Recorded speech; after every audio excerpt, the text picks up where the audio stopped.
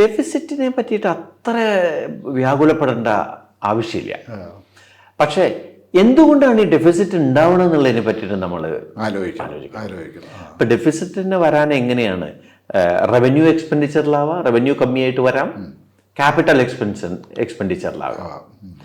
അപ്പോൾ revenue deficit ആണ് വരുന്നതെങ്കിൽ അത് കുറച്ച് ബുദ്ധിമുട്ടിൽ ചെന്ന് ചാടും. ഇപ്പോൾ ക്യാപിറ്റൽ എക്സ്പെൻഡിച്ചർ മുഖാന്തരം ഉണ്ടാവുന്ന ഡെഫിസിറ്റ് ആണെങ്കിൽ there is A possibility of repaying. അപ്പം നമ്മളതിൽ വളരെയധികം സൂക്ഷിക്കേണ്ടത് ഈ ഡെഫിസിറ്റിന്റെ ഉത്ഭവം എവിടെ നിന്നാണെന്നുള്ളത് മനസ്സിലാക്കിയത്, അതിന്റെ നേച്ചർ എന്താണെന്നുള്ളതാണ് ഒന്ന്. രണ്ടാമത്തെ കാര്യം, റവന്യൂ കമ്മി നമുക്ക് കുറയ്ക്കണം. അത് കുറയ്ക്കണം എന്നുണ്ടെങ്കിൽ നമ്മൾ ടാക്സുകളുടെ ഒരു efficient way of collecting taxes and imposing taxes വന്നേ പറ്റുള്ളൂ. അപ്പോൾ റവന്യൂ കമ്മി കുറയ്ക്കാം.